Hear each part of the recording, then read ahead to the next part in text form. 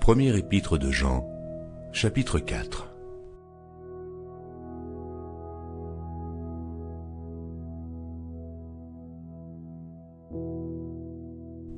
Bien-aimés, n'ajoutez pas foi à tout esprit, mais éprouvez les esprits pour savoir s'ils sont de Dieu.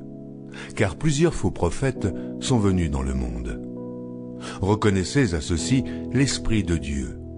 Tout esprit qui confesse Jésus-Christ venu en chair est de Dieu. Et tout esprit qui ne confesse pas Jésus n'est pas de Dieu. C'est celui de l'Antéchrist dont vous avez appris la venue et qui maintenant est déjà dans le monde. Vous, petits enfants, vous êtes de Dieu, et vous les avez vaincus parce que celui qui est en vous est plus grand que celui qui est dans le monde. Eux, ils sont du monde. C'est pourquoi ils parlent d'après le monde, et le monde les écoute. Nous sommes de Dieu. Celui qui connaît Dieu nous écoute. Celui qui n'est pas de Dieu ne nous écoute pas. C'est par là que nous connaissons l'esprit de la vérité et l'esprit de l'erreur. Bien-aimés, aimons-nous les uns les autres, car l'amour est de Dieu, et quiconque aime est né de Dieu et connaît Dieu. Celui qui n'aime pas n'a pas connu Dieu, car Dieu est amour. L'amour de Dieu a été manifesté envers nous en ce que Dieu a envoyé son Fils unique dans le monde, afin que nous vivions par lui. Et cet amour consiste, non point en ce que nous avons aimé Dieu, mais en ce qu'il nous a aimés et a envoyé son Fils comme victime expiatoire pour nos péchés. Bien-aimés, si Dieu nous a ainsi aimés, nous devons aussi nous aimer les uns les autres. Personne n'a jamais vu Dieu. Si nous nous aimons les uns les autres, Dieu demeure en nous et son amour est parfait en nous. Nous connaissons que nous demeurons en lui et qu'il demeure en nous, en ce qu'il nous a donné de son esprit. Et nous avons vu et nous attestons que le Père a envoyé le Fils comme sauveur du monde. Celui qui confessera que Jésus est le Fils de Dieu, Dieu demeure en lui et lui en Dieu. Et nous avons connu l'amour que Dieu a pour nous, et nous y avons cru. Dieu est amour, et celui qui demeure dans l'amour demeure en Dieu, et Dieu demeure en lui. Tel il est, tel nous sommes aussi dans ce monde. C'est en cela que l'amour est parfait en nous, afin que nous ayons de l'assurance au jour du jugement. La crainte n'est pas dans l'amour, mais l'amour parfait bannit la crainte, car la crainte suppose un châtiment, et celui qui craint n'est pas parfait dans l'amour. Pour nous l'aimons, parce qu'il nous a aimés le premier. Si quelqu'un dit « J'aime Dieu » et qu'il haïsse son frère, c'est un menteur.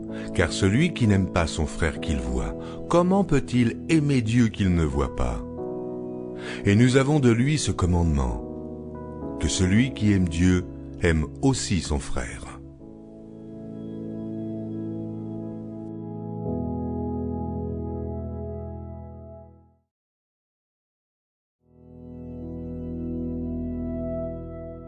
Premier épître de Jean, chapitre 5.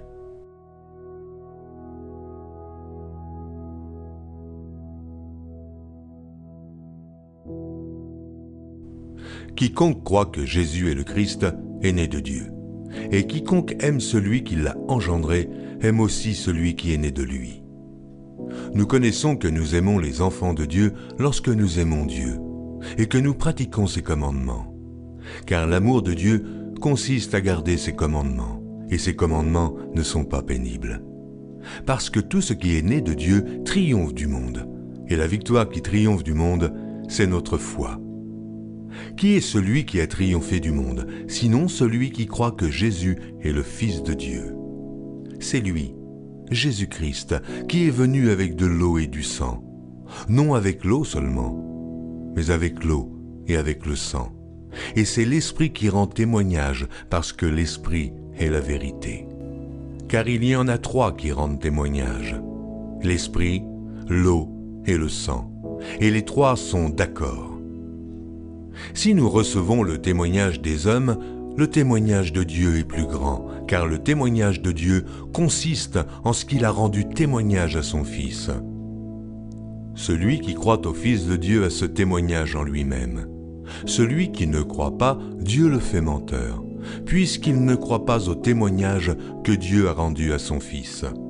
Et voici ce témoignage. C'est que Dieu nous a donné la vie éternelle, et que cette vie est dans son Fils. Celui qui a le Fils a la vie.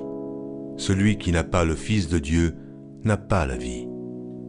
Je vous ai écrit ces choses afin que vous sachiez que vous avez la vie éternelle, vous qui croyez au nom du Fils de Dieu.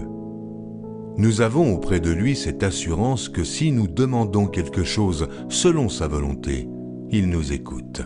Et si nous savons qu'il nous écoute, quelque chose que nous demandions, nous savons que nous possédons la chose que nous lui avons demandée. Si quelqu'un voit son frère commettre un péché qui ne mène point à la mort, qu'il prie, et Dieu donnera la vie à ce frère. Il la donnera à ceux qui commettent un péché qui ne mène point à la mort. Il y a un péché qui mène à la mort. Ce n'est pas pour ce péché-là que je dis de prier. Toute iniquité est un péché, et il y a tel péché qui ne mène pas à la mort. Nous savons que quiconque est né de Dieu ne pêche point. Mais celui qui est né de Dieu se garde lui-même, et le malin ne le touche pas. Nous savons que nous sommes de Dieu, et que le monde entier est sous la puissance du malin. Nous savons aussi que le Fils de Dieu est venu, et qu'il nous a donné l'intelligence pour connaître le véritable.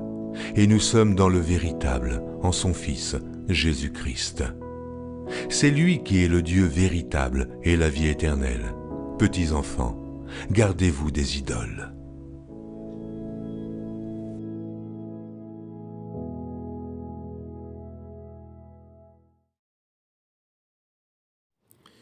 Shalom, shalom, shalom, bien-aimés.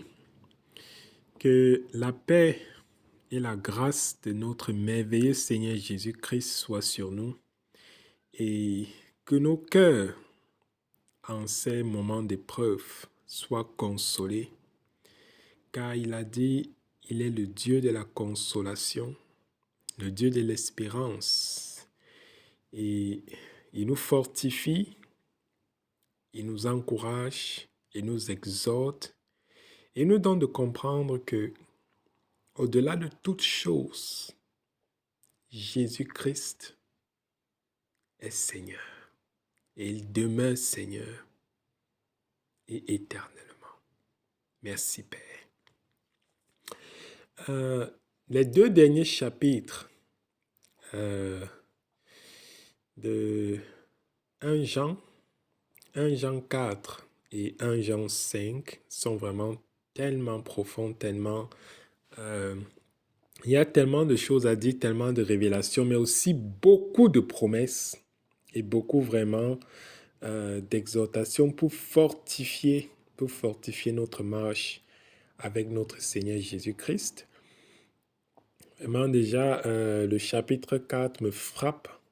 L'amour du Seigneur, comment Jean ici parle de ça de long en large et sur plusieurs manières. Et il révèle que celui qui est en Christ, il n'a aucune raison, il n'a aucun justificatif pour ne pas aimer, car il va dire, Dieu nous a aimés le premier. Il nous a donné l'exemple en nous aimant le premier. 1 Jean 4, verset 19, nous l'aimons parce qu'il nous a aimés le premier. Et avant de parler de cet amour de Dieu qui est décrit vraiment dans ce chapitre 4 et aussi au début du chapitre 5, le Seigneur nous interpelle et attire notre attention dès le début du chapitre 4. Bien-aimés, n'ajoutez pas foi à tout esprit, mais éprouvez les esprits pour savoir s'ils sont de Dieu, car plusieurs faux prophètes sont venus dans le monde. Reconnaissez à ceci l'Esprit de Dieu. Tout esprit qui confesse Jésus-Christ venu en chair est de Dieu. Et tout esprit qui ne confesse pas Jésus n'est pas de Dieu. C'est celui de l'Antéchrist dont vous avez appris la venue et qui maintenant est déjà dans le monde. Et véritablement, c'est vraiment important cette interpellation parce que tout le monde va dire Dieu, Dieu, Dieu, Dieu, Dieu, Dieu. Mais lorsqu'on mentionne Jésus-Christ, ça crée des problèmes. Lorsqu'on mentionne Jésus-Christ, ça crée des problèmes. Et grâce soit rendue au Saint-Esprit qui nous interpelle et qui nous dit encore clairement de quelle manière est-ce qu'on doit faire la différence entre ces faux prophètes, ces prophètes de l'Antéchrist et notre Dieu véritable, Jésus-Christ. Dit clairement dans le verset 3, le verset 2 et 3, reconnaissez à ceci l'Esprit de Dieu. Tout esprit qui confesse Jésus-Christ venu en chair est de Dieu. Tout esprit qui ne confesse pas Jésus n'est pas de Dieu. C'est celui de l'Antéchrist dont vous avez appris la venue et qui maintenant est déjà dans le monde. Le verset 4 encore nous fortifie en fait, nous qui sommes dans le monde, mais qui ne sommes pas du monde, parce que nous faisons face chaque jour à des tribulations, à des souffrances, à des attaques. Mais ce verset 4 encore nous rassure. Vous, petits enfants, vous êtes de Dieu. Et vous les avez vaincus parce que celui qui est en vous est plus grand que celui qui est dans le monde. Il nous rappelle encore ici que oui, vous êtes dans le monde. Mais n'ayez pas peur, parce que le monde là, celui qui est dans le monde, celui qui domine dans le monde, il a été vaincu par celui qui est en nous. Ah, merci Seigneur. Verset 5. Eux, ils sont du monde. C'est pourquoi ils parlent d'après le monde et le monde les écoute. Nous sommes de Dieu. Celui qui connaît Dieu nous écoute. Celui qui n'est pas de Dieu ne nous écoute pas. C'est par là que nous connaissons l'esprit de vérité et l'esprit de l'erreur. Merveilleux. C'est-à-dire, il nous dit, faites attention à toute personne qui vient dire, oh Dieu, Dieu, Dieu, Dieu, éprouvez les esprits. Car si je ne confesse pas Jésus-Christ, alors tu n'es pas de Dieu. Et puis nous dit, oui, bien que le monde soit sous la domination du malin et que nous soyons dans le monde, nous n'avons pas à les craindre parce que celui qui est en nous est plus puissant, est plus grand que celui qui est dans le monde. Et puis nous exhorte maintenant, faisant comprendre que lorsque nous allons parler des choses du Seigneur, des choses du royaume, des choses d'en haut, il y aura de l'opposition. Il y aura de l'opposition, mais aussi, il y aura la race des élus qui vont écouter. Et il nous donne de faire le discernement. Par le Saint-Esprit, on sera capable de faire le discernement entre l'esprit de vérité, celui qui confesse Jésus-Christ, et l'esprit de l'erreur, celui qui n'écoute pas l'évangile. Jean pouvait dire, race de vipères, qui vous a appris à fuir la colère à venir, race de vipères, parce qu'il n'appartenait pas à Dieu. Nous sommes de Dieu. Celui qui connaît Dieu nous écoute. Celui qui ne connaît pas Dieu ne nous écoute pas. Clair et simple. Tu connais Dieu, tu vas écouter la parole. Elle va toucher, elle va travailler dans ton cœur. Mais celui qui ne connaît pas Dieu, qui est du malin, il s'oppose à la parole. Il ne l'écoute pas. Il s'oppose à elle. Non seulement il ne l'écoute pas, mais il s'oppose. On se rappelle les pharisiens. Passer le temps à s'opposer à Jésus, à s'opposer au Seigneur. C'est là que nous connaissons l'esprit de vérité est l'esprit de l'erreur. Bien-aimés, là commence maintenant les versets de l'amour. Aimons-nous les uns les autres, car l'amour est de Dieu. Et quiconque aime est né de Dieu et connaît Dieu. Celui qui n'aime pas n'a pas connu Dieu, car Dieu est amour. Et vraiment, en lisant à partir du verset 7 quasiment jusqu'à la fin, c'est tellement profond. La pureté, la grandeur de l'amour que Dieu nous a manifesté. Nous pécheurs, nous voués à la perdition. Mais il nous a aimés, il nous a aimés, il nous a aimés. Ah, merci Seigneur, merci Seigneur. Merci Père pour cet amour.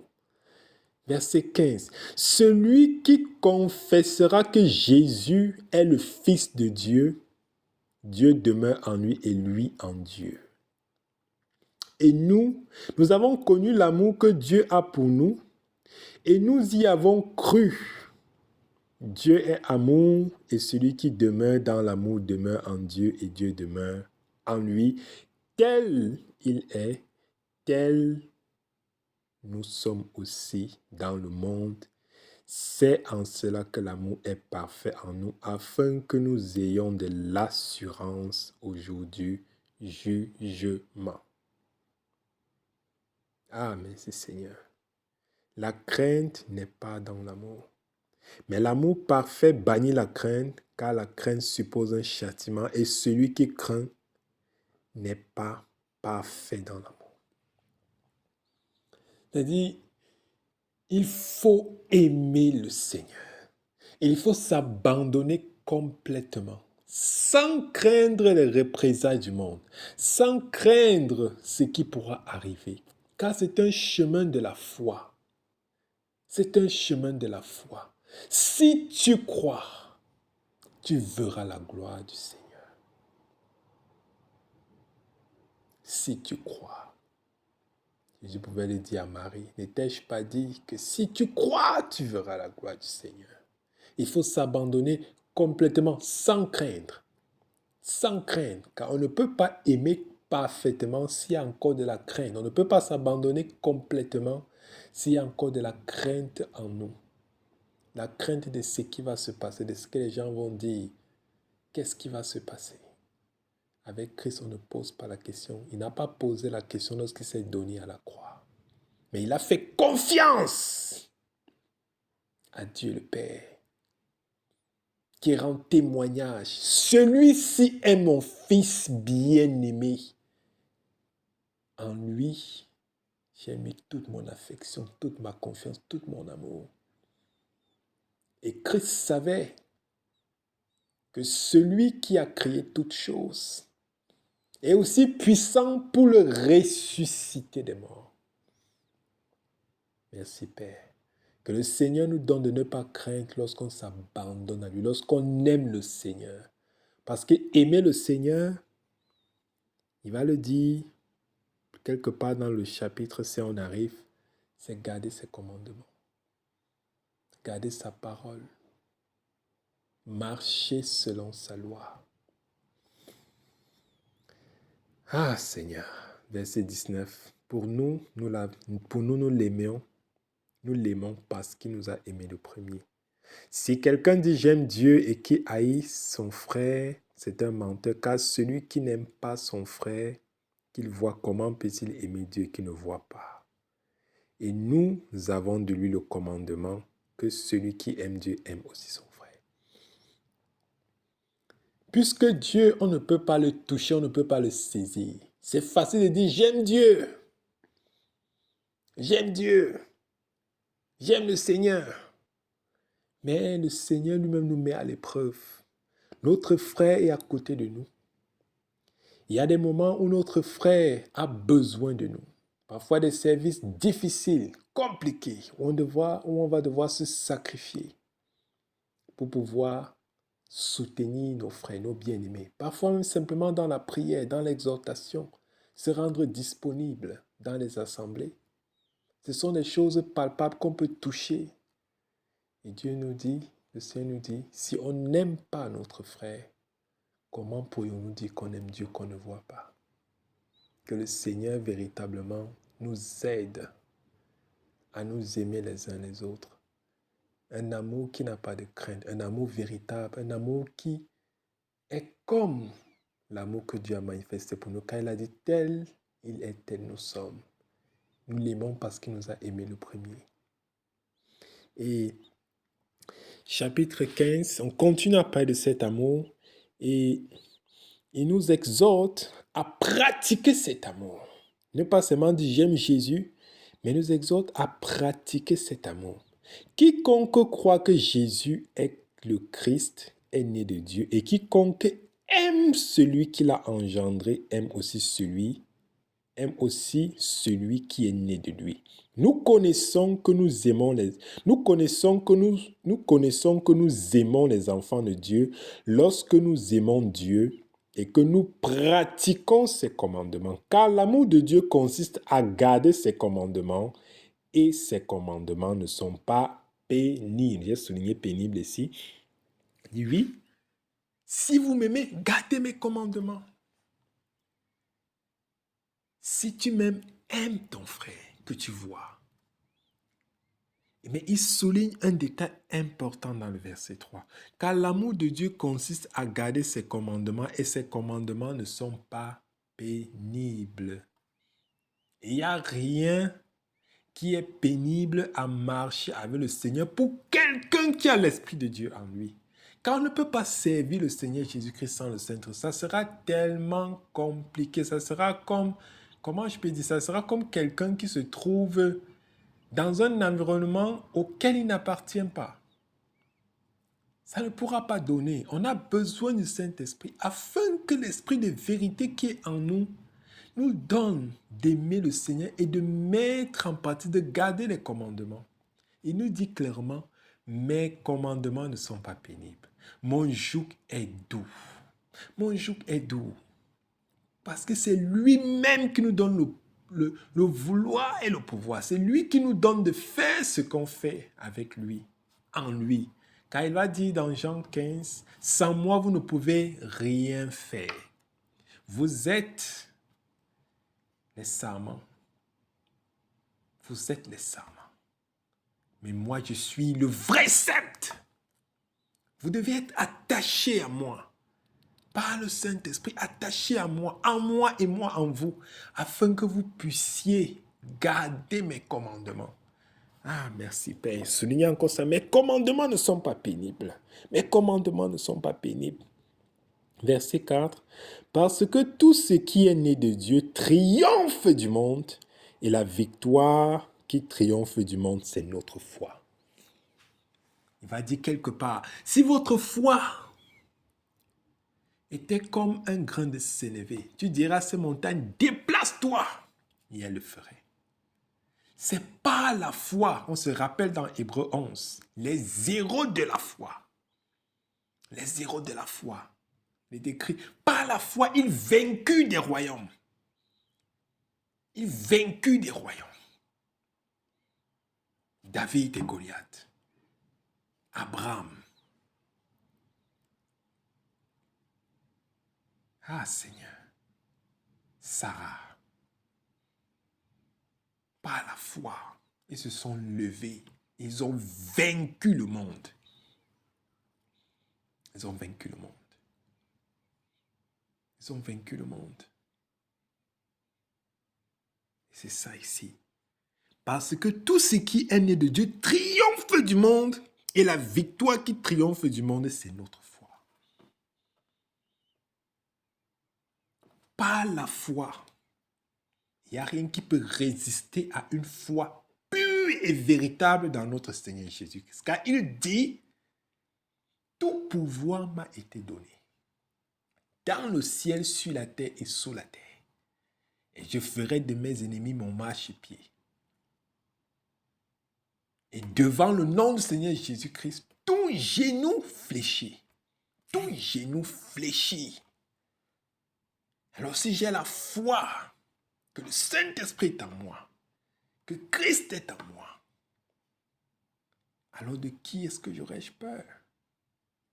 De quoi est-ce que aurais-je peur? Ah, merci Père. Merci Père pour ton amour. Merci Seigneur Jésus-Christ. Verset 5. Qui est celui qui a triomphé du monde sinon celui qui croit que Jésus-Christ est le Fils de Dieu? Voilà comment on triomphe du monde. En ayant la foi, la ferme assurance, la ferme conviction. Si tu confesses de ta bouche que Jésus est Seigneur, et si tu crois dans ton cœur, si tu crois dans ton cœur, alors tu seras sauvé. Comment triompher du monde sinon en croyant que Jésus-Christ est Seigneur, qu'il est le Fils de Dieu, qu'il est l'alpha et l'oméga. Ça suffit pour vaincre toute situation et triompher de tout dans le monde. Quelle que soit la tribulation, quelle que soit la tribulation à laquelle on peut faire face. Si on sait et on croit, on est convaincu que Jésus-Christ est Seigneur, alors il n'y a rien qui pourra triompher de nous. Et notre grand frère Paul l'a encore souligné. Il a souligné dans l'épître aux Romains. Il a souligné clairement dans l'épître aux Romains. Je vais retrouver ça rapidement. Et je vais retrouver ça rapidement. C'est extrêmement important. Et voir, ça me touchait tellement de waouh. Comment triompher du monde? C'est pas la foi.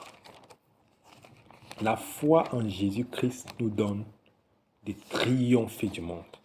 Et Paul va nous le rappeler dans Romains 8, à partir des versets 34 jusqu'au verset 39. Qui les condamnera? Christ est mort, bien plus, il est ressuscité et il est à la droite de Dieu et il intercède pour nous. Qui nous séparera de Christ? Sera-ce la tribulation ou l'angoisse ou la persécution ou la faim ou la nudité ou le péril ou l'épée? Et puis ça continue jusqu'au verset 39. Et dans le verset 39, ni les puissances, ni les hauteurs, ni la profondeur, ni aucune autre créature ne pourra nous séparer de l'amour de Dieu manifesté en Jésus-Christ, notre Seigneur. Rien ne pourra triompher de celui qui a cru que Jésus-Christ est Seigneur. Rien du tout. Ah, merci Père, merci Père, merci Père. Merci Seigneur Jésus-Christ. Et il y a encore beaucoup d'autres belles choses. Et le verset 11. Et voici, pas du verset 10, le témoignage que Dieu rend.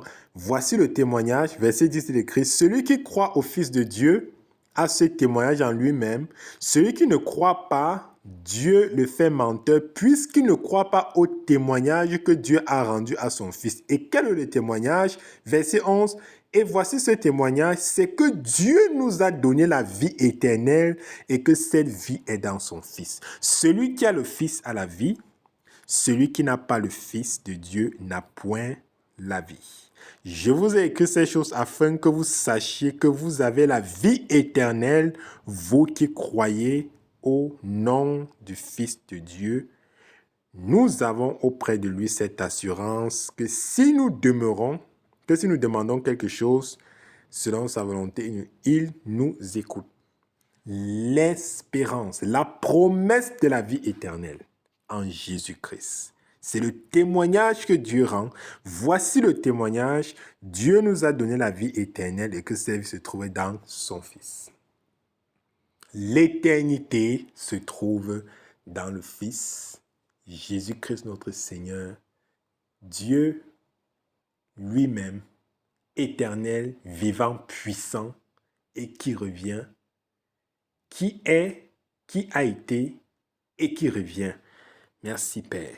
Et puis le verset 14 encore, nous fortifier, nous encourager. Nous avons auprès de lui cette assurance que si nous demandons quelque chose selon sa volonté, il nous écoute.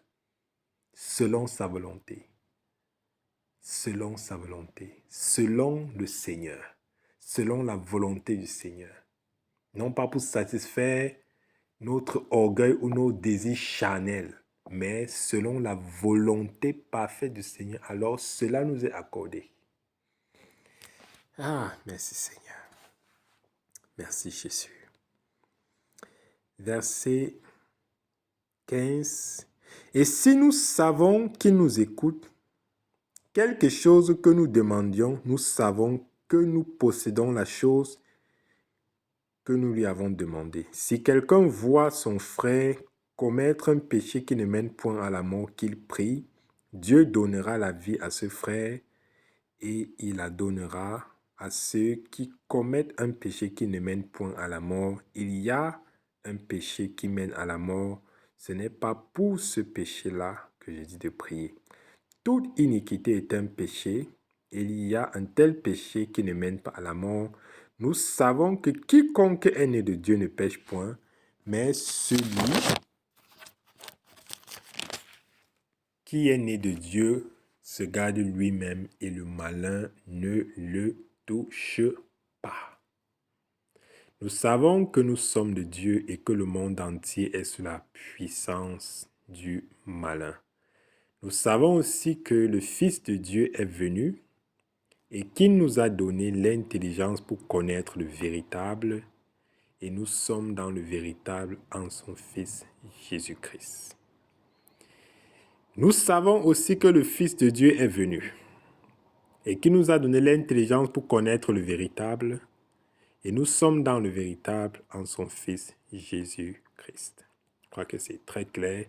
Christ est le commencement et la fin, il est le véritable, il est tout. Et c'est ça le véritable. Verset 21, celui qui est de Dieu, celui qui est, puisque c'est la suite, verset 20, Jésus-Christ, le Dieu véritable, la vie éternelle, petits enfants, gardez-vous des idoles. Christ est le véritable, il est la vie éternelle, il est le Dieu véritable. Il est tout. Gardez-vous des idoles. Ça vraiment, il ferme avec cette recommandation, cette exhortation. Gardez-vous des idoles. Vraiment, je bénis le Seigneur car on connaît tous. Tu ne feras point d'image taillée. Tu ne feras pas d'image taillée. Gardez-vous des idoles. Vraiment que le Seigneur encore nous fortifie et que son amour demeure en nous et demeure avec nous. Et qu'il nous console, qu'il nous fortifie, afin que personne, après ayant eu de telles promesses, ne soit encore attristé face aux tribulations et aux difficultés du monde, mais que l'on se lève en Jésus-Christ, par Jésus-Christ, pour triompher du monde, car il a dit, celui qui croit, fermé avec ce verset 5, qui est celui qui a triomphé du monde, sinon celui qui croit que Jésus-Christ est le Fils de Dieu. Amen, amen, amen, amen. Shalom, shalom, mes bien-aimés. Nous rendons grâce au Seigneur encore pour cette opportunité qu'il nous donne de pouvoir redonner ce qu'il nous a mis dans notre cœur pendant cette méditation quotidienne. Aujourd'hui, le Saint-Esprit nous a permis de lire 1 Jean, chapitre 4 et chapitre 5. Et d'entrée de jeu déjà, le Saint-Esprit m'alarmait par rapport à cet avertissement ou encore ce conseil qu'il me donnait déjà au verset 1 où j'étais interpellée de ne pas donner foi à tout esprit mais de les éprouver. Je n'ai pas la capacité de les éprouver de moi-même, mais c'est le Seigneur aidant par son esprit que je peux éprouver les esprits pour savoir s'ils viennent de Dieu. Et même si au début on peut penser que cette personne vient de Dieu, mais le Saint-Esprit nous convaincra que non, cette personne, elle semble dire des choses qui sont réelles, mais elles ne viennent pas de moi. J'ai eu, au début de ma conversion, dans mon zèle, dans ma, oui, ma folie pour le Seigneur, j'écoutais tellement de pasteurs. Je dis tout ce que je voyais qui parlait de Jésus, j'étais à fond. Et un jour, le Seigneur a commencé à interpeller. Et je suivais une prédication de ce même pasteur-là. Et le Seigneur m'interpelle et me dit, le Seigneur m'a dit, ne suis plus les prédications de cet homme. J'ai dit, mais je ne connaissais même pas vraiment la voix de Dieu. J'ai dit, mais qu'est-ce que cet homme dit de mauvais? Et alors j'ai persisté. J'étais d'abord surpris, j'ai parlé de ça à un de mes frères. Que voilà, Saint-Esprit me dit ceci, mais bon, je ne sais pas si c'est le Seigneur qui me parle et tout. Mais j'ai continué cette voix. Un jour, j'écoute ce même pasteur, le Seigneur m'a dit de ne plus écouter, j'écoute, et il a dit quelque chose dans sa prédication. Le Seigneur me dit, stop, ce qu'il vient de dire là, c'est pas de moi. J'étais sidérée. À partir de ce jour-là, j'ai dit, plus jamais, Seigneur, je vais t'obéir, je ne vais plus écouter ce pasteur. Donc, il y avait des personnes comme ça où le Saint-Esprit me donnait de comprendre que bien que cette personne ait dit telle chose-là, c'est édulcoré, telle chose-là, ça ne vient pas de moi. Et ce n'est que le Seigneur qui peut nous aider à cela. Et le verset 6 aussi, il parle de l'esprit de la vérité, de l'esprit de l'erreur. Et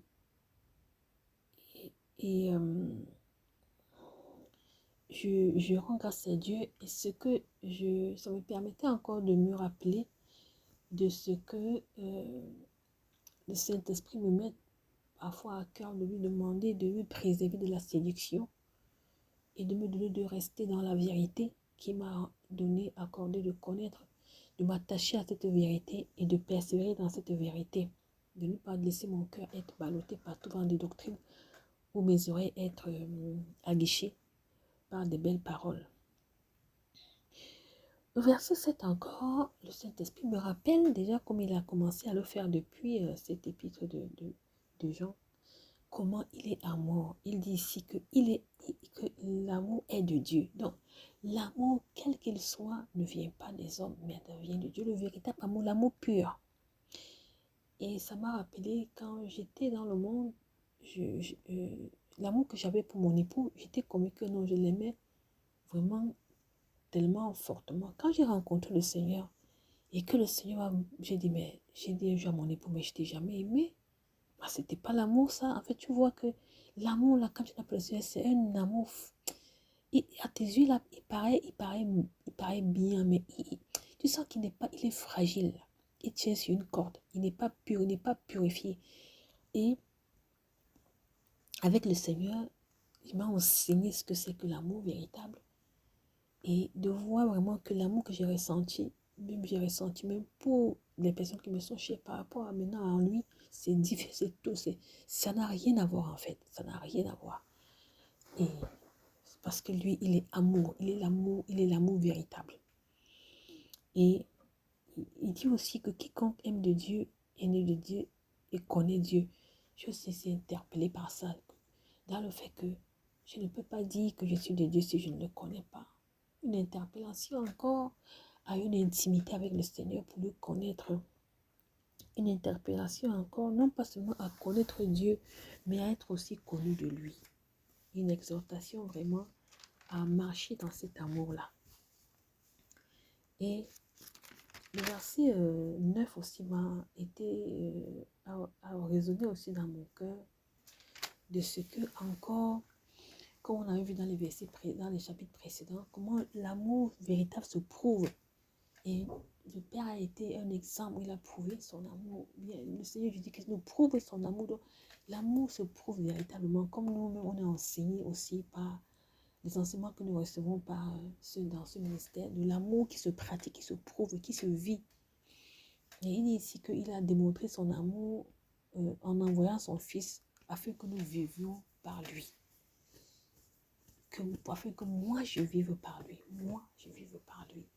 Donc, un exemple de l'amour qui se prouve et une exhortation encore à ce que je puisse prouver mon amour, à ce c'est que je puisse persévérer dans cette voie.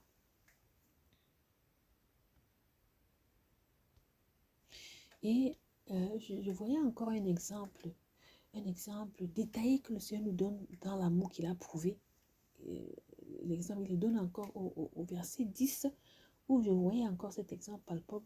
Il s'est donné comme une victime expiatoire. Il ne s'est pas donné juste comme ça, pour nos beaux yeux, encore que nous n'en avons pas, mais comme une victime expiatoire pour moi.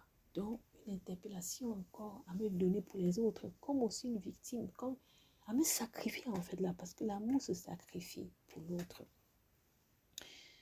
Et j'ai aussi été encore touchée par le verset 13 du chapitre 4 encore, par le fait qu'il est dit que nous connaissons que nous demeurons en lui et qu'il demeure en nous en ce qu'il nous a donné de son esprit.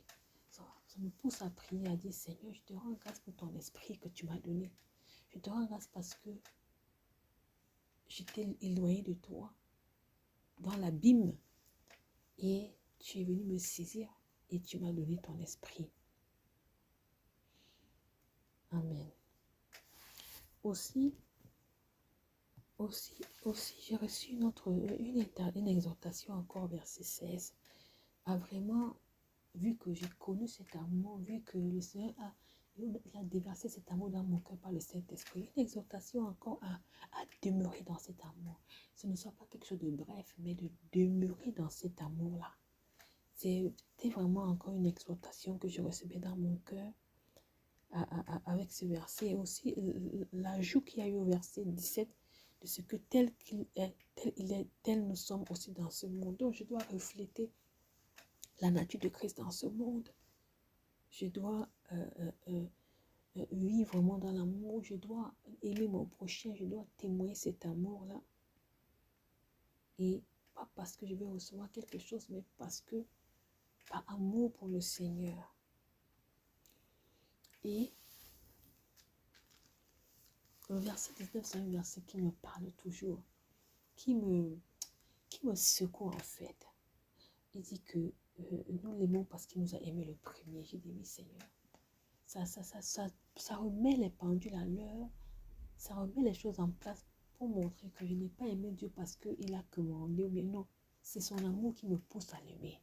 Donc c'est une résultante de l'amour qu'il a pour moi. Donc ça brise tout orgueil, ça brise toute haute estime de soi, ça brise toute élévation et ça nous ramène à l'humilité, ça nous ramène vraiment à la repentance, ça nous amène encore à demeurer sous sa gouverne en reconnaissant que je l'aime parce qu'il m'a aimé. Et le verset encore 20, c'est un verset vraiment qui me parle, qui est comme un examen de ma conscience chaque fois que je suis confrontée à ça. Parce qu'il dit que si j'aime Dieu, si quelqu'un dit il aime Dieu, il hait son frère, c'est un menteur. Celui qui n'aime pas son frère, qu'il voit, comment peut-il... Et c'est vraiment réel, c'est vraiment réel, c'est vraiment palpable. Et ça me donne de m'examiner pour savoir comment est l'amour que j'ai pour mes frères, pour mon prochain, pour ceux que je rencontre. Est-ce que je vais dire que je les hais et je dis que j'aime Dieu? Donc c'est un peu contradictoire. Mais c'est un miroir en fait. Je le vois effectivement dans la parole comme un miroir face à mon caractère, face à mon cœur. Et ça termine avec le verset 21. Une exhortation, quelque chose dans mon cœur, d'aimer. Si je dis que j'aime Dieu, si je dis que je suis attachée à lui, si je dis que je suis consacrée, je dois aimer mon frère. Je dois aimer mon frère, je dois aimer mon prochain.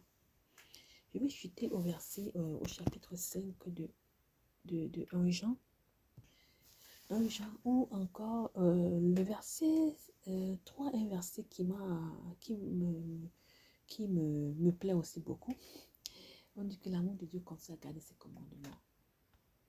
Et ça me rappelle parfois moi qui suis une épouse. Je ne peux pas dire que j'aime mon époux si je fais ce qu'il ne lui plaît pas. S'il me dit que j'aimerais que par exemple, que tu portes des cabas, par exemple, très longs. Je ne veux pas dire non, je veux telle chose. Non, s'il me demande ça, par amour pour lui, je veux me plaire à faire ça. Ça ne sera pas un fardeau, ça ne sera pas pressant, mais je veux me sentir dans la joie de me vêtir comme il le désire. Parce que cette instruction-là aussi, c'est dans le standard aussi du Seigneur. Bien sûr, si ce n'était pas dans le standard, je n'allais pas faire ça avec joie. Mais comme dans le standard du Seigneur, je le fais ça. S'il me dit il aimerait manger, par exemple, des omelettes, je ne veux pas le faire. Je serais content de le faire. Par amour. Donc, de respecter ses instructions. C'était ainsi le Seigneur des commandements, de ce qu'il nous dit.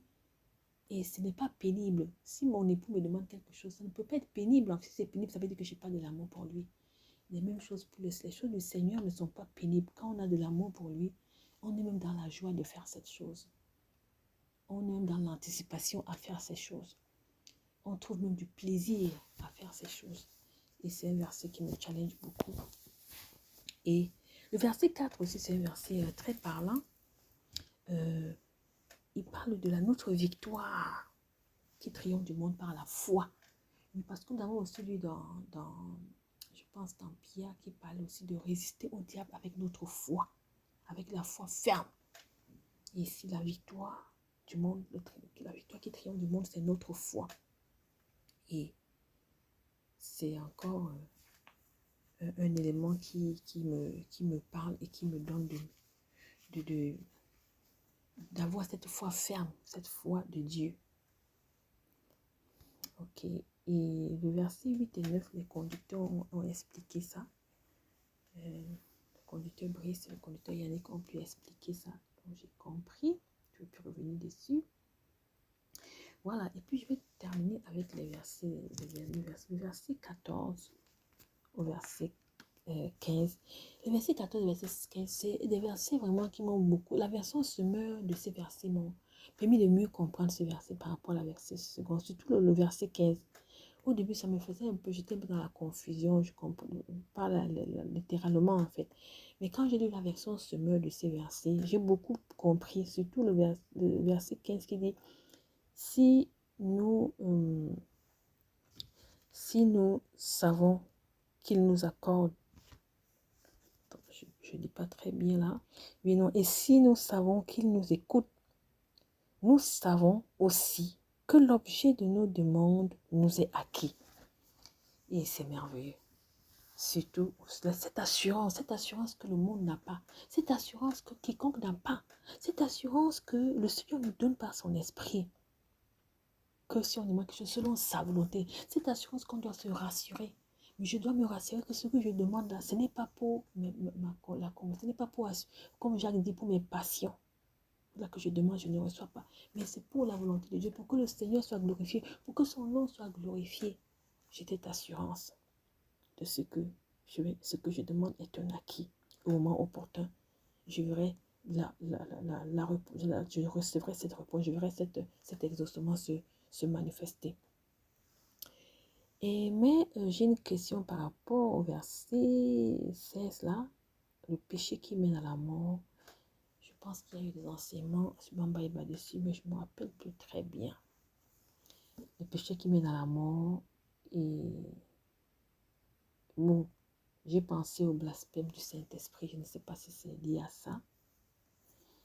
Et sinon, j'aimerais avoir un peu un exemple concret par rapport au verset 16.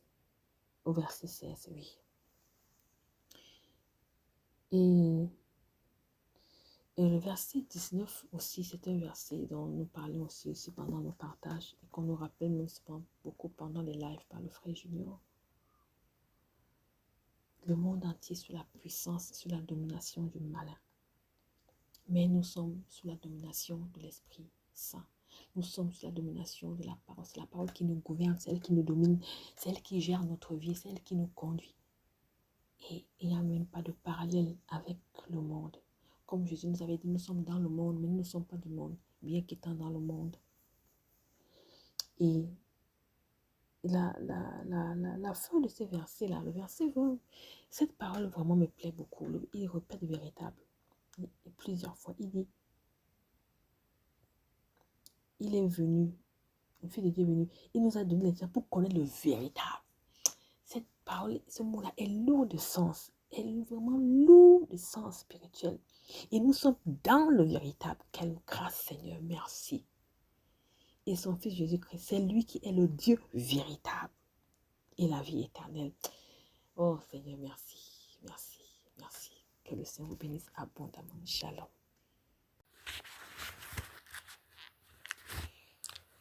Shalom, shalom mes bien-aimés. Que les bontés, les grâces et les faveurs de notre Seigneur et Sauveur Jésus-Christ de Nazareth vous soient abondamment multipliés. Nous disons merci au Père pour cet autre jour qui nous donne encore de lire et de méditer sa parole. Nous lui rendons infiniment grâce. Et aujourd'hui donc, nous avons comme texte les chapitres 4 et 5 de 1 Jacques. Donc je vais commencer par le chapitre 4 de 1 Jacques.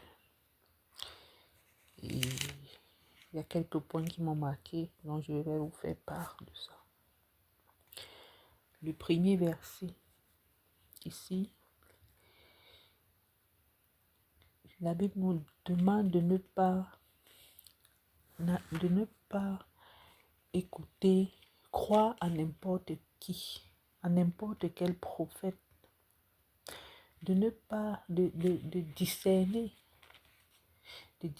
l'esprit qui est derrière chaque prophétie, parce que de nos jours, nous notons une panoplie de prophètes là dehors qui prophétisent. Et malheureusement, tous ne sont pas de Dieu. Et la Bible nous demande donc de ne pas croire à tout cela, mais de discerner quel est l'esprit qui parle à travers eux, pour savoir si cet esprit est de Dieu et si cet esprit n'est pas de Dieu. Parce que beaucoup parlent, mais ils ne sont pas de Dieu. Donc, nous ne devons pas croire à tout ce qui disent Dieu m'a dit, Dieu m'a dit, Dieu m'a dit ceci, Dieu m'a dit cela. Nous ne devons pas croire à tout cela. Nous devons sonder l'esprit qui est derrière. En tant qu'enfants de Dieu, nous pouvons dire que nous sommes capables de discerner. Nous pouvons prier. Nous devons prier afin que le Seigneur nous donne le discernement pour que nous sachions ce qui se cache derrière cette parole. Parce que comme je disais tantôt, nous avons plein de prophètes de nos jours. D'ailleurs, tout le monde même, c'est le ministère auquel presque tous les hommes de Dieu là dehors veulent faire. Prophète, c'est tout le monde qui est prophète. Donc, nous devons vraiment être attentifs et faire attention, ne pas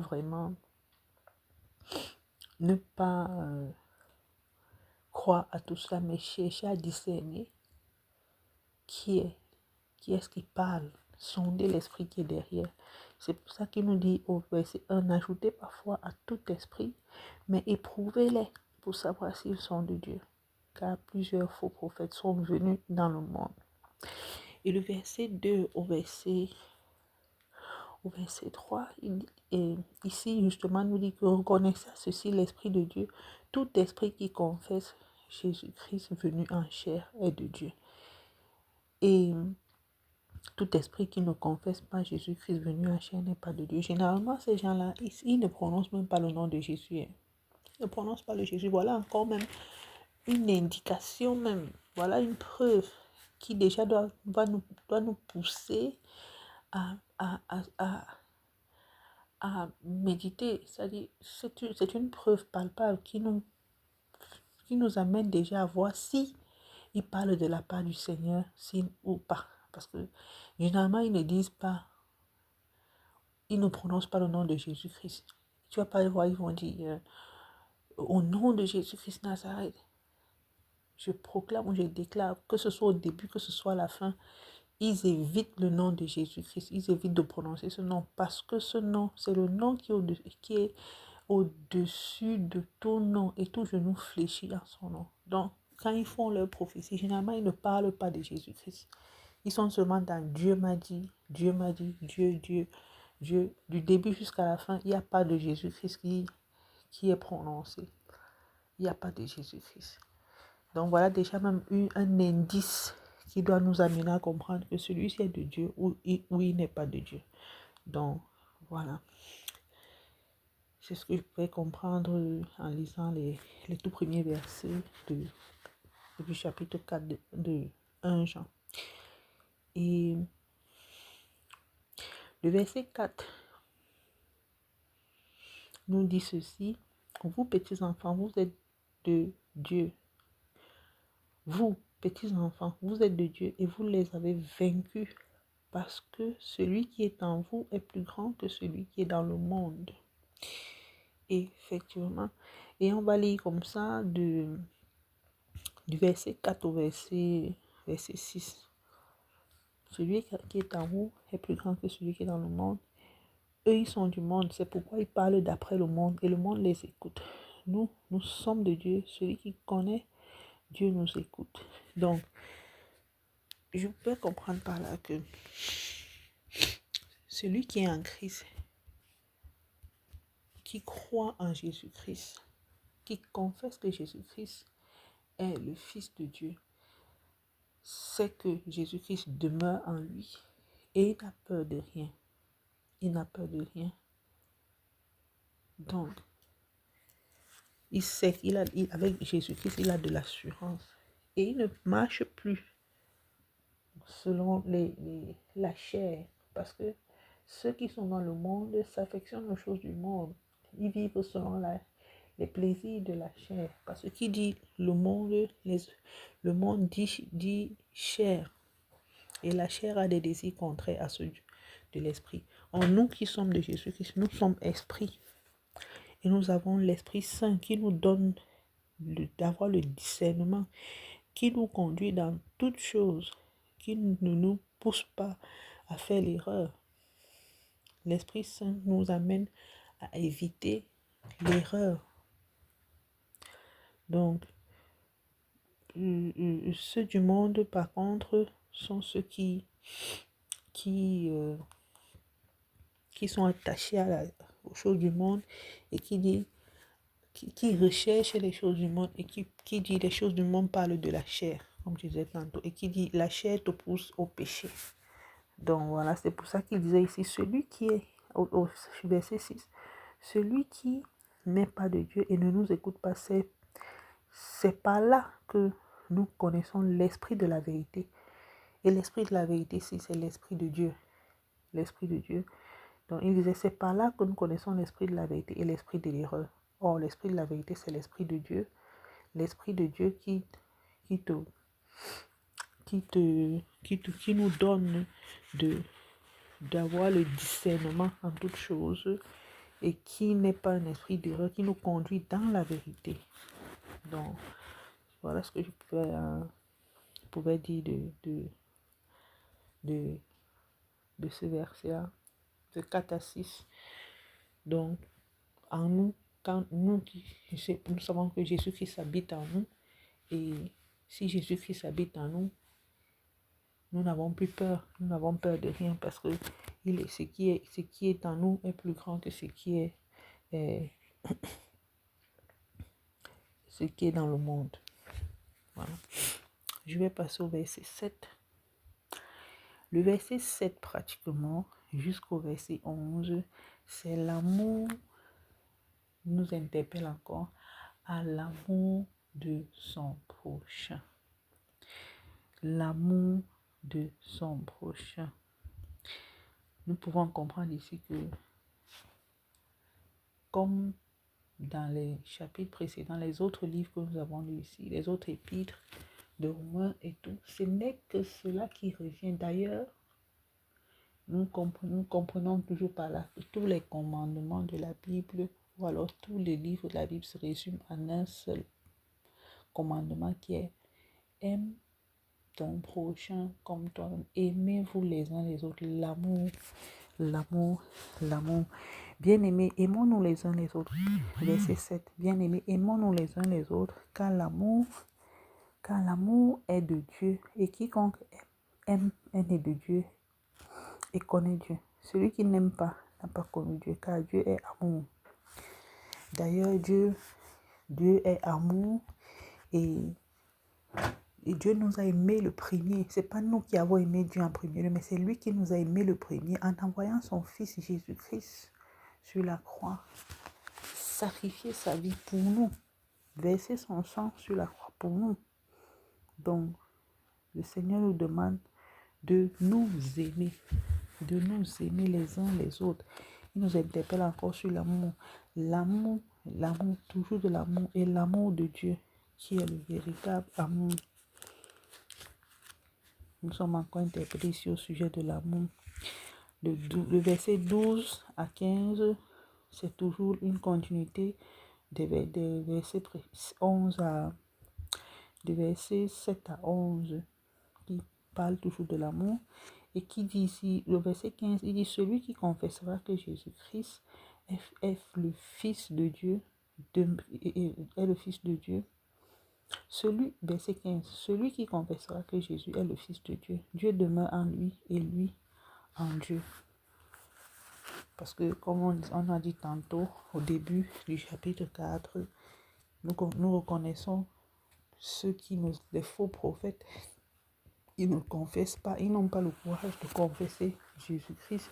Ils n'ont même pas le courage d'appeler le nom de Jésus-Christ. Tout ce qu'ils savent dire, c'est Dieu m'a dit, Dieu m'a dit, Dieu m'a dit, je vois. Mais tu vas pas dire, tu vas pas, en aucun moment il va dire au nom de Jésus-Christ de Nazareth. Il ne va prononcer le nom de Jésus. Donc, celui qui confesse que Jésus-Christ est le Fils de Dieu, du moment où tu acceptes cela, le Seigneur habite en toi. Donc, l'amour, toujours l'amour. Et nous voyons, au verset 18, nous comprenons que l'amour de Dieu bannit la crainte. Quand nous savons, la crainte n'est pas, verset 18 nous dit, la crainte n'est pas dans l'amour, mais l'amour parfait bannit la crainte, car la crainte suppose un châtiment. Et celui qui craint n'est pas parfait dans l'amour. Et oui, la peur, quand l'amour de Dieu habite en toi, tu n'as plus peur. Parce qu'avec Jésus-Christ, on a l'assurance. S'il y a la peur, c'est parce que tu sais qu'il y a une punition à côté. Donc, il nous dit ici que l'amour parfait, qui est d'amour parfait de Dieu, bannit tout château, toute crainte. Le verset... Et puis, je crois que ici, je peux m'arrêter. Il va passer au chapitre 5. Donc, non, oui, en fait, la suite du verset 18 nous disait que nous ne pouvons pas dire que nous aimons Dieu, que nous ne voyons pas, et nous haïssons notre propre frère, que nous voyons, nous ne pouvons pas le dire. Il le dit ici au verset 20, si quelqu'un dit j'aime Dieu et qu'il haït son frère, c'est un menteur, car celui qui n'aime pas son frère, qui voit, comment peut-il aimer Dieu qui ne voit pas? Et nous avons de lui ce commandement, que celui qui aime Dieu aime aussi son frère. Effectivement, tu ne peux pas dire que tu aimes Dieu, que tu ne le vois pas, que tu n'as même jamais vu, et que ton frère qui est à côté de toi, tu dis que tu le haïs. Ah, là, tu ne peux pas dire que tu as de l'amour en toi. Et le Seigneur nous demande de nous aimer les uns les autres. Donc, celui qui aime son frère aime Dieu. Et celui qui n'aime pas son propre frère qui voit, ne peut pas aimer, ne peut pas dire qu'il aime Dieu. Parce que Dieu est amour. Nous allons passer au chapitre 5. Le premier verset nous dit, ici, je pouvais comprendre que aimer Dieu, le verset 1 à 3, je pouvais comprendre que aimer Dieu, dit que le Seigneur voudrait que nous, qui disons que nous l'aimons, nous devons garder ses commandements et les mettre en pratique. C'est ça. Celui qui dit qu'il aime Dieu, il ne peut pas aimer Dieu et ne pas lui obéir. Celui qui dit qu'il aime Dieu doit lui obéir et, et pratiquer ses commandements. C'est en ça que le Seigneur nous attend. Il veut que nous mettons, que nous lui obéissons, que nous mettons ses commandements en pratique. Il le dit si bien ici au verset 2. Nous connaissons que nous aimons les enfants de Dieu et que nous pratiquons ses commandements, car l'amour de Dieu consiste à garder ses commandements. Et ce qui peut bien nous pousser à garder ses commandements, c'est la foi. C'est l'élément qui nous donne de pouvoir garder les commandements de Dieu, c'est sa foi. Parce que il le dit ici au verset 4,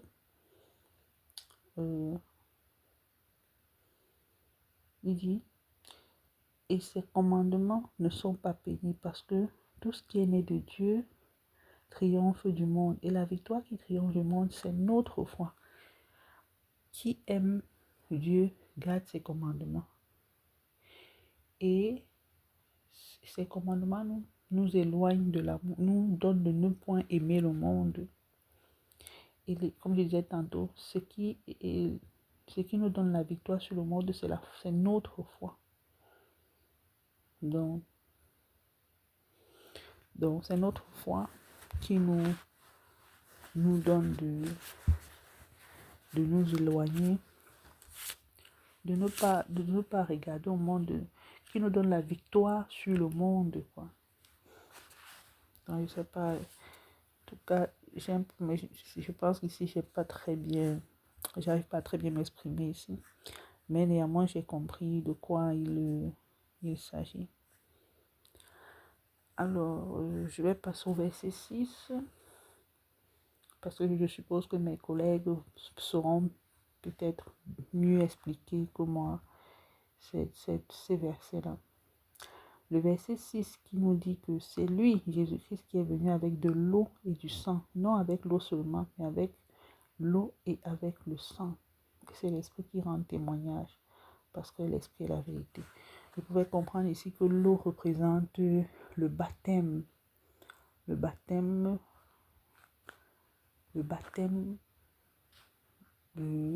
l'eau, ce que je pouvais voir ici, et le sang représente la purification du péché. Purification, parce que le péché est entré dans le monde par le sang qui a été versé, et il fallait un sang pur. Un sang pur pour pouvoir laver ce sang qui a plongé le monde dans le péché, qui pouvoir laver ce péché qui a été introduit dans le monde par un sang impur. Il fallait donc que le sang de Jésus-Christ, qui est un sang pur, puisse laver le péché qui était dans le monde. Amen. Et le verset 7, ici je pourrais comprendre parce qu'on dit il y a 3 témoins qui rendent témoignage dans le ciel, le Père, la parole et le Saint-Esprit. Je pourrais voir ici la parole ici comme le Seigneur Jésus-Christ. Au commencement était la parole et la parole était en Dieu et la parole était Dieu. Donc je vois la parole ici comme le Seigneur Jésus-Christ. Et le verset 11 nous dit que je vais lire à partir du verset 10. Celui qui croit au Fils de Dieu a ce témoignage en lui-même. Celui qui ne croit pas Dieu le fait menteur, puisqu'il ne croit pas au témoignage que Dieu a rendu à son Fils. Et voici ce témoignage, c'est que Dieu nous a donné la vie éternelle. Le témoignage dont il est question ici, c'est la vie éternelle. La vie éternelle.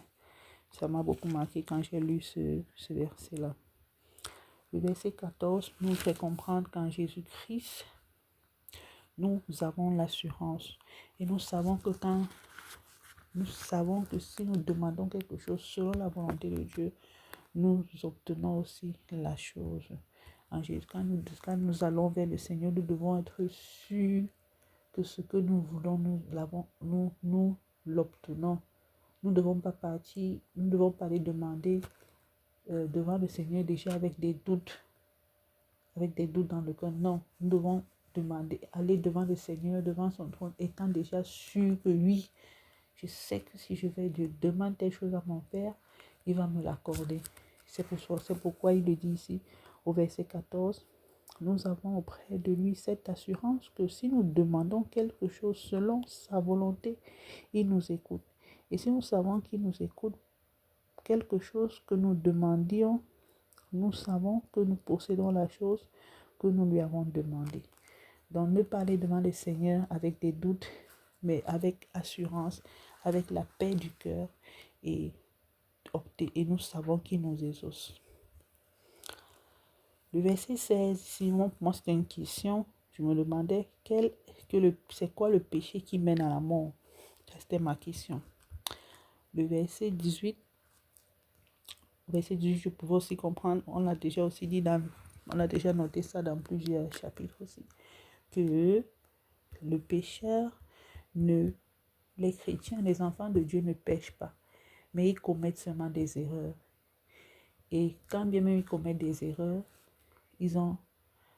quand bien nous commettons des erreurs, nous avons le Seigneur Jésus-Christ qui est là pour nous défendre. Il est notre avocat auprès du trône, auprès du Père pour nous défendre. Donc nous commettons seulement des erreurs, nous ne péchons pas. Et le diable n'a plus aucun pouvoir sur nous en tant qu'enfants de Dieu. Parce que nous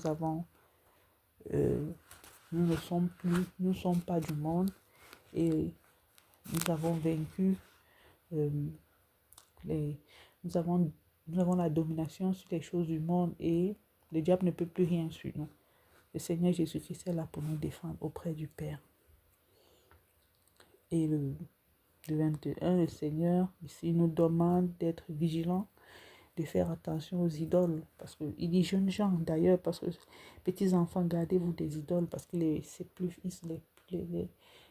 enfants ici, les petits enfants ici sont arrivés, ils sont un peu plus vulnérables à ces choses-là, aux idoles et tout. Et le Seigneur nous demande de nous mettre en garde contre les idoles. Il faut faire attention. Donc, voilà ce que j'ai pu tirer de ma méditation des chapitres 4 et 5 de 1 Jean. J'espère que ça va apporter un petit quelque chose aussi durant votre lecture de votre méditation. Soyez abondamment mes bénis. Soyez abondamment bénis, mes bien-aimés. Shalom, shalom. Shalom, shalom, mes bien-aimés d'amour. Que le Seigneur nous bénisse abondamment. Que sa paix et sa grâce reposent dans la vie de chacun de nous. Je rends vraiment grâce au Seigneur pour le privilège qu'il m'accorde d'apporter aussi mon résumé concernant la lecture de la parole de Dieu dans 1 Jean 4 et 1 Jean 5. 1 Jean 4, directement, au premier verset, j'ai été marqué dans le sens que le Seigneur, dans son amour infini, nous interpelle à discerner, à éprouver tout esprit pour savoir si celui qui parle de la part de Dieu vient du Seigneur. Parce que malheureusement, dans ce monde où nous nous trouvons, il y a beaucoup de faux prophètes qui, par des miracles, qui, par des choses qu'ils font, on pense qu'ils viennent de la part du Seigneur. Mais ici, Dieu attire notre attention à discerner, à discerner celui-ci vient de Dieu ou ne vient pas de Dieu. Parce que Dieu a fait la grâce que chacun a son esprit. Et le Saint-Esprit qui discerne toutes choses peut nous aide à savoir celui-là, afin que nous ne puissions pas tomber dans les pièges de l'ennemi.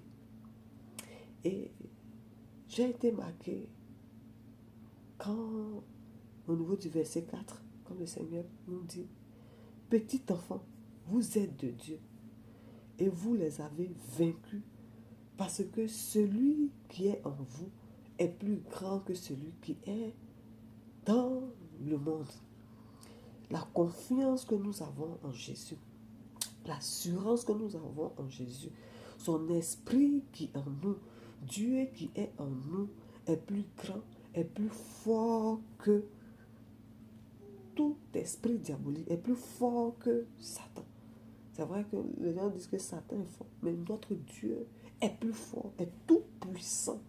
Et comme nous sommes les enfants de Dieu, nous avons son esprit.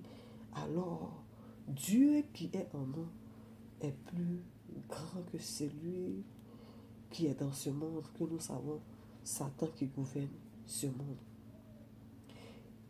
Et j'ai été aussi marqué au niveau du verset 6. Nous sommes de Dieu. Celui qui connaît Dieu nous écoute. Celui qui n'est pas de Dieu ne nous écoute pas. C'est par là que nous connaissons l'esprit de la vérité et l'esprit d'erreur. Waouh, une particularité dans ce verset qui nous distingue qu'il y a deux esprits. Il y a un esprit de la vérité qui est Christ et l'esprit d'erreur. Il y a un esprit d'erreur. Et là, faire ressortir un sujet de prière. L'esprit d'erreur. Il y a l'esprit d'erreur. Détruire l'esprit d'erreur en nous. Parce qu'un enfant de Dieu a un esprit de vérité. Et si nous sommes de Dieu, celui qui connaît Dieu écoute. Et celui qui ne connaît pas Dieu n'écoute pas l'esprit de vérité. Au contraire, il va écouter l'esprit d'erreur. Et directement du verset 7 jusqu'au verset 20, je vois ici Dieu qui est amour. L'amour qui est le fondement de toutes choses. Dieu est amour. Et Dieu nous recommande en tant que ses enfants de nous aimer les uns les autres. Car l'amour de Dieu, l'amour est de Dieu. Et quiconque aime est né de Dieu et connaît Dieu. Si notre amour est véritable, si nous nous aimons véritablement les uns les autres, nous connaissons Dieu et nous sommes nés de Dieu. Quelle grâce, quel privilège. Mais celui qui n'aime pas n'a pas connu Dieu, car Dieu est amour. J'ai été vraiment marqué. J'ai été marqué comment l'amour de Dieu nous fait connaître le Seigneur. Et au verset 11, quand il dit, bien-aimés, si Dieu nous a ainsi aimés, nous devons aussi nous aimer les uns les autres. Je vois ici un commandement, une obligation en tant qu'enfant de Dieu. C'est le Seigneur. Le Seigneur est amour. Donc si tu es enfant de Dieu, que tu n'aimes pas ton frère, tu n'aimes pas ta soeur, tu n'es pas en train de obéir au Seigneur. Et le verset 12 dit, personne n'a jamais vu Dieu. Si nous nous aimons les uns les autres, Dieu demeure en nous et son amour est parfait en nous. Alléluia. L'amour de nous aimer les uns les autres, Dieu demeure en nous et son amour est parfait en nous. Et nous voyons la définition de l'amour dans 1 Corinthiens chapitre 13, comment Dieu définit l'amour. Et c'est ce que, en tant qu'enfant de Dieu, nous devons pratiquer l'amour de Dieu. Et quand je vais directement sur le verset 17 qui m'a marqué, verset 17 dit, tel il est, tel nous sommes aussi dans ce monde. C'est en cela que l'amour est parfait en nous, afin que nous ayons de l'assurance au jour du jugement. Tel qu'il est, en tant qu'enfant de Dieu, nous devons être comme Christ, avoir le caractère, le comportement de Christ, comment Jésus a été sur cette terre. C'est comme ça Nous devons être sa ressemblance, son image, tel qu'il est, tel qu'il nous sommes. Alléluia, quelle grâce. Et le verset 18 m'a beaucoup interpellé en disant que dans l'amour, il n'y a pas de crainte. Parce que l'amour bannit la crainte. Comment tu peux aimer dans la peur? Comment tu peux aimer et te méfier? Dieu nous interpelle en nous disant que nous devons nous aimer, mais pas dans la crainte, pas dans la peur. Car l'amour parfait bannit la crainte. Celui qui craint n'est pas parfait dans l'amour. Donc si nous avons la peur en aimant un frère, en aimant une soeur, si nous avons de la réserve, ce n'est pas bon. Dieu nous interdit de ne pas aimer ainsi, parce que l'amour bannit la crainte. Et au niveau du verset 20, nous dit, si quelqu'un dit, j'aime Dieu, et qu'il haït son frère, c'est un menteur. Car celui qui n'aime pas son frère, qu'il voit, comment peut-il aimer Dieu qui ne voit pas? Waouh! Si nous n'aimons pas notre frère, si nous haïssons notre frère, ça veut dire que nous sommes menteurs. Car celui qui n'aime pas son frère, qui ne voit pas, comment peut-il aimer? Qu'il voit. Qu'il voit. Si je vois mon frère, je vois ma soeur. Mon frère qui est physiquement avec moi, que je n'aime pas. À plus forte raison, Dieu que je ne vois pas. Comment je peux-t-il dire que j'aime Dieu? Ça m'a beaucoup marqué et interpellé. De nous aimer véritablement. De ne pas haïr mon frère. Car à travers la vie de mon frère, de ma soeur que j'aime, c'est Dieu que je démontre, l'amour de Dieu que je démontre aussi à moi. Et nous avons de lui ce commandement, que celui qui aime Dieu aime aussi son frère. C'est un commandement d'aimer son frère. C'est un commandement d'aimer sa soeur. Car c'est ce qui démontre que nous aimons le Seigneur. Et directement, lorsque je tombe dans le chapitre de 1 Jean 5, au premier verset, nous dit, quiconque croit que Jésus est le Christ est né de Dieu. Et quiconque aime celui qu'il a engendré aime aussi celui qui est né de lui. Quiconque, on dit quiconque qui croit que Jésus est le Christ est né de Dieu. Croire en Christ, croire à Jésus nous donne cette grâce-là d'être enfant de Dieu. Et le verset 3 aussi m'a interpellé, m'a marqué jusqu'au verset 4. Car l'amour de Dieu consiste à garder ses commandements. Et ses commandements ne sont pas pénibles, parce que tout ce qui est né de Dieu triomphe du monde. Et la victoire qui triomphe du monde, c'est notre foi. Alléluia, j'ai été vraiment marqué. Si j'aime le Seigneur, je dois garder ses commandements. Je dois obéir, je dois marcher selon les commandements. C'est pour cela qu'il nous a dit que ce livre ne se loin point de ma bouche, mais que je puisse la méditer nuit et jour. Garder les commandements, c'est garder sa parole. Et ça, notre frère d'amour Junior a mieux expliqué cela. Garder ses commandements. Que Dieu nous aide. Nous disons que nous aimons le Seigneur. Nous avons cette obligation de garder ses commandements. Et il nous donne une particularité en disant que ces commandements-là ne sont pas difficiles à mettre en pratique. Ce n'est pas impossible de mettre cela en pratique. Que ce n'est pas pénible. le Saint-Esprit est là pour nous aider à garder les commandements du Seigneur. Et c'est à travers notre foi que nous pouvons triompher de ce monde. De ce monde.